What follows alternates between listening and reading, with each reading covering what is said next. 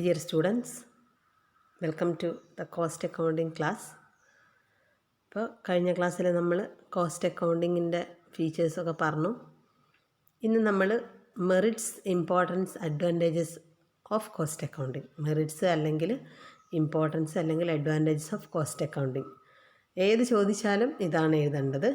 അപ്പോൾ advantages to manage, നമ്മൾ ഒരാൾക്കുള്ള advantages അല്ല, പലർക്കുള്ള അഡ്വാൻറ്റേജസ്. ഇപ്പോൾ കോസ്റ്റ് അക്കൗണ്ടിങ്ങിനെ കൊണ്ട് മാനേജ്മെൻറ്റിന് അഡ്വാൻറ്റേജസ് ഉണ്ട്, എംപ്ലോയീസിന് അഡ്വാൻറ്റേജസ് ഉണ്ട്, പബ്ലിക്കിനുണ്ട്, അങ്ങനെ പലർക്കും അഡ്വാൻറ്റേജസ് ഉണ്ട്. അപ്പോൾ ഇങ്ങനെ നമ്മൾ ഓരോ കാറ്റഗറി ആയിട്ടാണ് എന്ത് ചെയ്യുന്നത്, അഡ്വാൻറ്റേജസ് പറയുന്നത്. First one, advantages to management.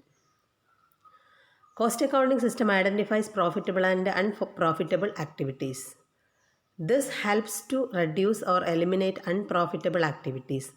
In this way, it helps to improve overall profitability. അപ്പോൾ കോസ്റ്റ് അക്കൗണ്ടിങ്ങിനെ കൊണ്ട് എന്ത് ചെയ്യാൻ പറ്റും എന്ന് പറഞ്ഞാൽ ഐഡൻറ്റിഫൈ ചെയ്യാൻ പറ്റും ഏതാണ് പ്രോഫിറ്റ് ഉണ്ടാക്കാൻ പറ്റുന്ന ആക്ടിവിറ്റിയും ഏതാണ് പ്രോഫിറ്റ് ഇല്ലാത്ത ആക്ടിവിറ്റി എന്നുള്ളത് നമുക്ക് കോസ്റ്റ് അക്കൗണ്ടിങ്ങിലൂടെ മനസ്സിലാക്കാൻ പറ്റും. ഏത് ചെയ്താലാണ് നമുക്ക് പ്രോഫിറ്റ് കിട്ടുക, അല്ലെങ്കിൽ ഏത് ചെയ്യുമ്പോഴാണ് കോസ്റ്റ് കൂടുന്നത്, ഏത് ചെയ്യുമ്പോഴാണ് കോസ്റ്റ് കുറയുന്നത് എന്നുള്ളത് നമുക്ക് മനസ്സിലാക്കാൻ പറ്റും. അപ്പോൾ ഇപ്പോൾ ഇങ്ങനെ മനസ്സിലാകുമ്പോൾ നമുക്ക് കോസ്റ്റ് കൂടുതലുള്ള സാധനം അല്ലെങ്കിൽ അൺപ്രോഫിറ്റബിൾ ആയിട്ടുള്ള സാധനം നമുക്ക് എന്ത് ചെയ്യാൻ പറ്റും, ഒഴിവാക്കാൻ പറ്റും. അപ്പോൾ ഇത് മാനേജ്മെൻറ്റിന് ഒരു നല്ലതാണ്, അഡ്വാൻറ്റേജ് ആണ്. Next, cost accountants furnish cost data to management for decision making such as make or buy, continue or shut down, accept or reject. അപ്പോൾ 3 ഡിസിഷൻസ് ആണ്. Make or buy decision, continue or shut down decision, accept or reject decision. Make or buy എന്ന് പറഞ്ഞാൽ, ഇപ്പോൾ ഞാൻ ഇന്നലെ പറഞ്ഞില്ലേ, നമ്മളിപ്പോൾ ഒരു പുതിയ manufacturing company, TV manufacturing company ആണെങ്കിൽ ഇപ്പോൾ നമ്മൾ പല സ്ഥലത്ത് കൊടുക്കുകയാണ് ചെയ്യുക. പിക്ചർ ട്യൂബ് ഒരു കമ്പനി ഉണ്ടാക്കുന്നത്, അല്ലെങ്കിൽ സ്ക്രീന് വേറെ, മോണിറ്റർ വേറെ കമ്പനി ഉണ്ടാക്കുന്നത്.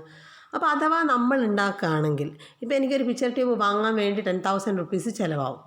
ഓക്കെ, മേ ബി നമ്മൾ നോക്കുകയാണ്, സപ്പോസ് 10,000 റുപ്പീസ് ചിലവാകുന്നു നമുക്ക് വാങ്ങാൻ, നമ്മൾ ബൈ ചെയ്യുകയാണെങ്കിൽ. ഇനി അതെന്തുകൊണ്ട് എനിക്ക് ഉണ്ടാക്കിക്കൂടെ? അപ്പോൾ ഞാനത് ഉണ്ടാക്കുകയാണെങ്കിൽ എനിക്ക് 9,000 റുപ്പീസേ ചിലവ് വരുന്നുള്ളൂ എങ്കിൽ എനിക്കിവിടെ ഏത് ഡിസിഷൻ എടുക്കാം? മേക്ക് ഓർ ബൈയിൽ എനിക്ക് മേക്ക് എന്നുള്ള ഡിസിഷൻ എടുക്കാം. അതാണ് ഈ മേക്ക് ഓർ ബൈ ഡിസിഷൻ. നമ്മളൊരു പ്രോഡക്റ്റ് വാങ്ങണോ അല്ലെങ്കിൽ അത് ഉണ്ടാക്കണോ, ഈ 2 കാര്യങ്ങളിൽ എന്ത് ചെയ്യും, ഒരു ഡിസിഷൻ എടുക്കുക. അപ്പോൾ ഇത് നമ്മൾ ആര് സഹായിക്കും? കോസ്റ്റ് സഹായിക്കും.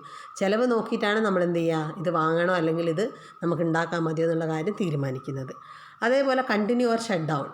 ഒരു പ്രോഡക്റ്റിനെ കൊണ്ട് നമുക്ക് ഈ പ്രോഡക്റ്റ് കണ്ടിന്യൂ ചെയ്ത് കൊണ്ടുപോകണോ അല്ലെങ്കിൽ ഇത് ഒഴിവാക്കണോ, ഷട്ട് ഡൗൺ ചെയ്യണോ, ഒഴിവാക്കി മാറ്റണോ. അപ്പോൾ അതിൻ്റെ കോസ്റ്റാണ് തീരുമാനിക്കുക. ഇപ്പോൾ ഇതിൻ്റെ പ്രോഡക്റ്റിൻ്റെ കോസ്റ്റ് കൂടുമ്പോൾ, നമ്മൾ 10 രൂപേൻ്റെ സാധനത്തിന് 10 രൂപ നമ്മൾ വിൽക്കുമ്പോൾ നമുക്കതിന് കോസ്റ്റ് 15 രൂപയാണ്. 10 രൂപയെ നമുക്ക് കിട്ടുന്നുള്ളൂ എങ്കിൽ നമുക്കതിനെ കൊണ്ട് കാര്യമുണ്ടോ? അപ്പോൾ അങ്ങനെ, അതാണ് continue or shut down decision. Accept or reject. ഇപ്പോൾ ഒരു പുതിയ പ്രപ്പോസൽ നമ്മുടെ മുന്നിലുണ്ട്, ആ പ്രപ്പോസൽ നമ്മൾ അക്സെപ്റ്റ് ചെയ്യണോ അല്ലെങ്കിൽ റിജക്റ്റ് ചെയ്യണോ, കോസ്റ്റ് നോക്കിയിട്ടാണ് നമ്മൾ എന്ത് ചെയ്യുക, തീരുമാനിക്കുക. ഇപ്പോൾ ഇത്ര കോസ്റ്റ് വരുന്നുണ്ടെങ്കിൽ നമുക്കത് നഷ്ടമാണ്, നമുക്ക് കിട്ടുന്ന ലാഭത്തിനേക്കാൾ കോസ്റ്റ് ആണെങ്കിൽ ആ പ്രോജക്റ്റ് അക്സെപ്റ്റ് ചെയ്തിട്ട് കാര്യമില്ല, നേരെ മറിച്ച് അത് റിജക്റ്റ് ചെയ്യാം. അപ്പോൾ അക്സെപ്റ്റ് ഓർ റിജക്റ്റ് എന്നുള്ള ഈ 3 ഡിസിഷൻസ്. അപ്പോൾ ഇതൊക്കെ എടുക്കുന്നുണ്ടെങ്കിൽ എന്തിൻ്റെ ബേസിലാണ് എടുക്കുക? കോസ്റ്റ് അക്കൗണ്ടിങ്ങിൻ്റെ ബേസിലാണ് എടുക്കുക എന്ന് പറയുന്നത്. ഇതൊക്കെ അഡ്വാൻറ്റേജസ് ആണ്. Then cost accounting system helps to exercise control on material, labour and overhead cost through standard costing, budgetary control etcetera. അപ്പോൾ നമ്മൾ കോസ്റ്റ് അക്കൗണ്ടിങ്ങിൻ്റെ കുറേ ടെക്നിക്സ് നമ്മൾ താഴേക്ക് പഠിക്കും. കോസ്റ്റ് കൺട്രോൾ, നമ്മൾ ബജറ്റ് എങ്ങനെ പ്രിപ്പയർ ചെയ്യാം, അല്ലെങ്കിൽ സ്റ്റാൻഡേർഡ് കോസ്റ്റിംഗ് എങ്ങനെ കാണാം, ഇതൊക്കെ കാണുമ്പോൾ നമുക്ക് മനസ്സിലാവും കോസ്റ്റ് കൺട്രോൾ ചെയ്യാനുള്ള ടെക്നിക്സ്. അപ്പോൾ ഇതൊക്കെ എന്താ പറയുക, ഫ്യൂച്ചറിലേക്ക് പഠിക്കാൻ പറ്റുന്നതാണ്. അതുകൊണ്ട് അതൊക്കെ അഡ്വാൻറ്റേജ് ആണെന്നുള്ളത് നിങ്ങൾ പിന്നീട് മനസ്സിലാക്കാൻ പറ്റും. Next, cost accounting system helps in minimising losses and wastages relating to material, ideal capacity. അപ്പോൾ വേസ്റ്റേജ് ഒക്കെ നമുക്ക് ഒഴിവാക്കാൻ പറ്റും. അതായത് എന്താണ്, ഐഡിൽ ടൈം, നമുക്ക് വെറുതെ വേണ്ടാത്ത സമയവും വേസ്റ്റും ഇതൊക്കെ നമുക്ക് എന്ത് ചെയ്യാൻ പറ്റും എന്ന് പറഞ്ഞാൽ ഒഴിവാക്കാൻ പറ്റും. അപ്പോൾ ഇതൊക്കെ നമുക്ക് വേറെ പ്രോഫിറ്റബിൾ ആയിട്ടുള്ള കാര്യങ്ങൾക്ക് വേണ്ടി ഉപയോഗിക്കാം. Advantages to management. Then advantage to വർക്കേഴ്സിന് എന്തൊക്കെ അഡ്വാൻറ്റേജസ് ആണുള്ളത് നോക്കാം. Cost accounting facilitate the introduction of incentives schemes and bonus plan.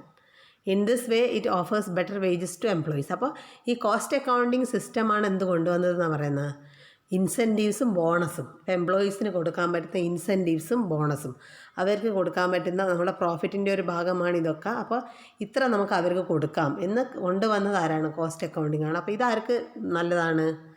Is the better way to get wages to എംപ്ലോയീസിന് നല്ലതാണ്.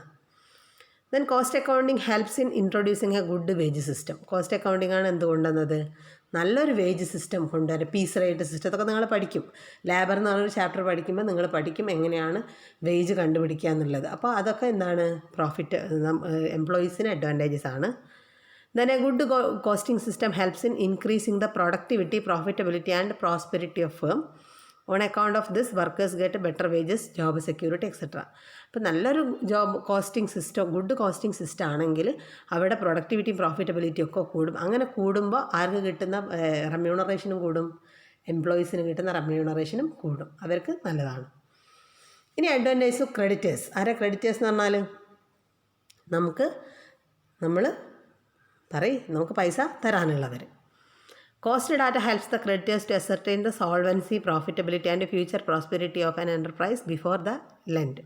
അപ്പോൾ നമുക്ക് അവർ പൈസ തരുന്നതിന് മുൻപേ നമുക്ക് മനസ്സിലാക്കാൻ പറ്റും എന്താണ് നമുക്ക് കടം തരുന്ന ആളുകൾ, നമുക്ക് പൈസ തരുന്ന ആളുകളല്ലേ. അപ്പോൾ അവർക്ക് നമുക്ക് പൈസ തരുമ്പോൾ നമ്മുടെ പ്രോഫിറ്റബിലിറ്റി ഷീറ്റൊക്കെ കണ്ടാലേ നമുക്ക് പൈസ തരാനുള്ള റെഡിനെസ് ആര് കാണിക്കൂ?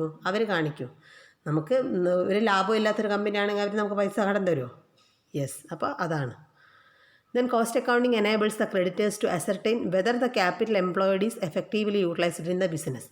അപ്പോൾ കോസ്റ്റ് അക്കൗണ്ടിങ്ങിൻ്റെ കോസ്റ്റ് ഷീറ്റ് കണ്ടു കഴിഞ്ഞാൽ നമുക്ക് മനസ്സിലാവും നമ്മളെ ക്യാപിറ്റലൊക്കെ കാര്യമായിട്ട് യൂസ് ചെയ്യുന്നുണ്ടോ, ക്യാപിറ്റൽ എംപ്ലോയിഡ് എഫിഷ്യൻ്റ്ലി ആണ് യൂസ് ചെയ്യുന്നുള്ളത് മനസ്സിലാവും. അപ്പോൾ അങ്ങനെ അല്ലെങ്കിൽ അവർക്ക് നമുക്ക് കടം തരാനുള്ളത് കുറയും.